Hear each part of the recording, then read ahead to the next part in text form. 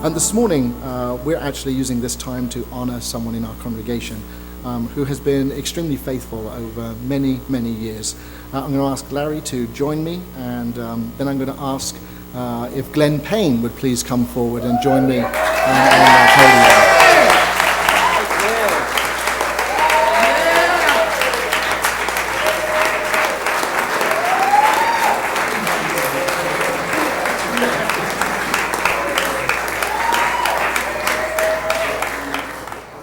You know, the truth of the matter is that pastors come and go.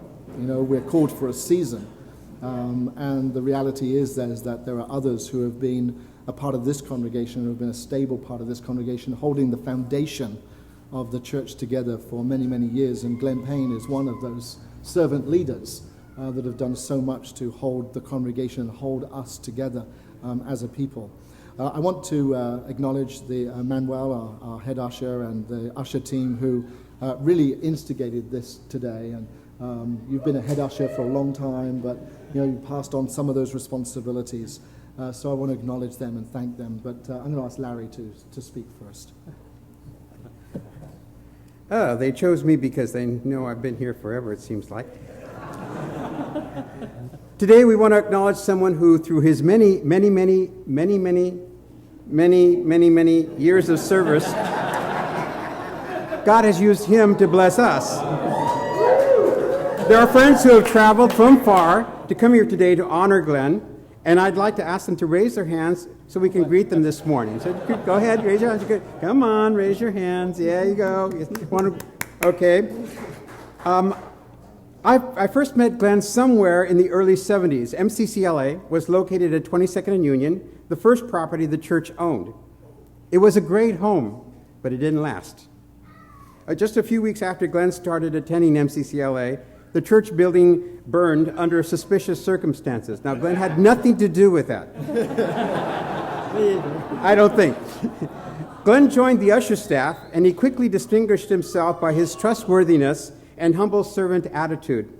Glenn became one of the head ushers, and he shared in the responsibility of getting everything ready Sunday after Sunday.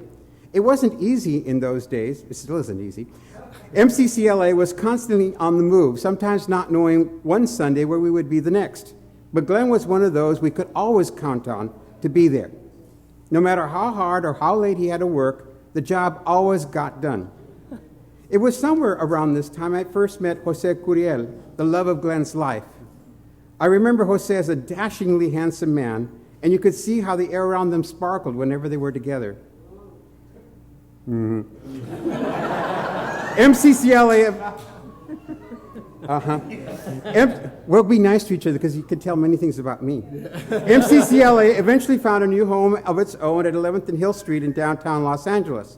It was at this time I had the honor of serving with Glenn on the board of directors, where he served as the church treasurer. It was Glenn who taught me the joy and blessing that comes from the discipline of tithing. He taught me that everything we have is a blessing from God. After that, Glenn left the board of directors. He went on to serve in a role that he was born to, that of deacon. To any of you who have ever had the unexpected joy of receiving one of Glenn's cards on your birthday or anniversary or during a critical time in your life, you know what I mean.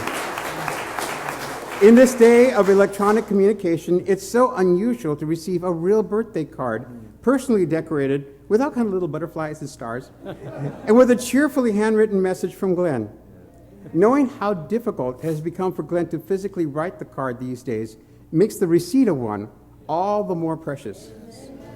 Most of you know Glenn as the faithful usher who dutifully prepares things Sunday after Sunday for the 11 a.m. service, something he has done for more than 35 years. Yeah. Glenn embodies